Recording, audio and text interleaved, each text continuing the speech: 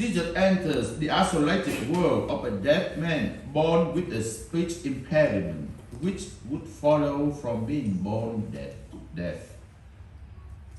It is difficult for us to imagine that silent world, not being able to hear what is going on, not being able to hear anyone approach, unable to discern the sights and sounds around us that are so important for survival, and not being able to communicate with ease.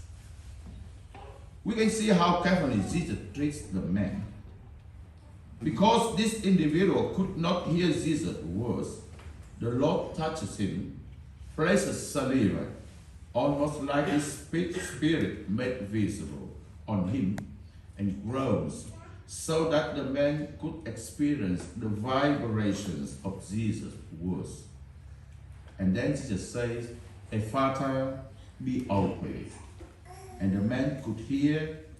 It is a touching and glorious moment.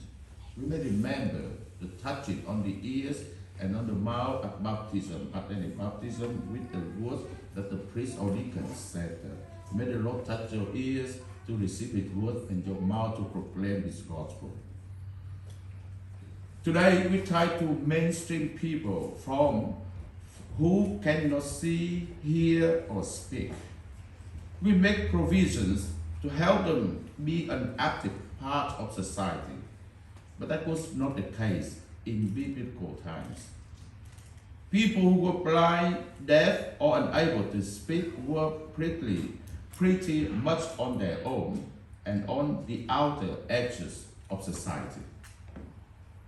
Prophet Isaiah, in today's first reading from the Old Testament, says that one sign of the age of the Messiah will be when the deaf hear, the lame walk, the blind see, when somebody cares about them, when they are healed and are no longer pushed to the edges of society.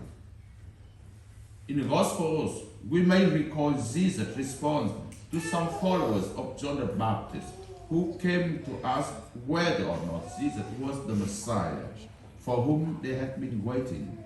And Jesus says, "Go tell John what you see, the blind see, the lame walk, and the poor have the gospel preached to them." So we may wonder, did Jesus come only to restore ocular vision, mend hearing problems, enable people to vocalize again? Or is it deeper than that?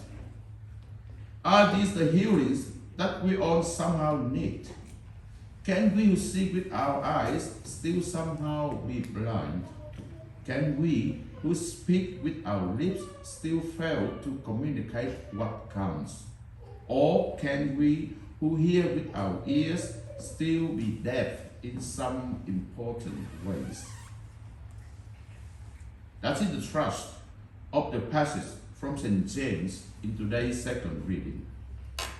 James describes something we all know about: discrimination, favoritism, and prejudice. We are very quick to judge people by superficial standards, by looks, and by image. We are drawn to the so-called beautiful people, movers and shakers, and we tend to dismiss them others too easily. The readings today remind us that we need the gifts of sight, of hearing, and of speech to see as Christ sees, to hear as Christ hears, and speak as Christ speaks. We need the gift of sight or insight to look beneath the surface, to see it is individual, a fellow creature with fears and hopes, a human being in need of redemption, a person may be ignored by others, but deeply loved by Christ. We need the gift of hearing, not just to hear, but to listen.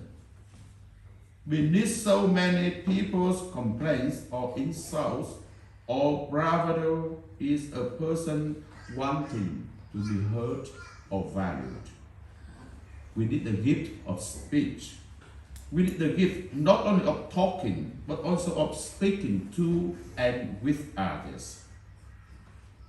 This is some of the healings we need today.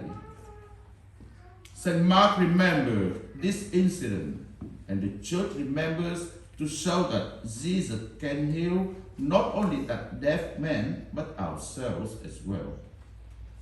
Ours is a world where we divide people between those who are in and out, with it or out of it, on the way up or on the way down, people who make it and those who have it.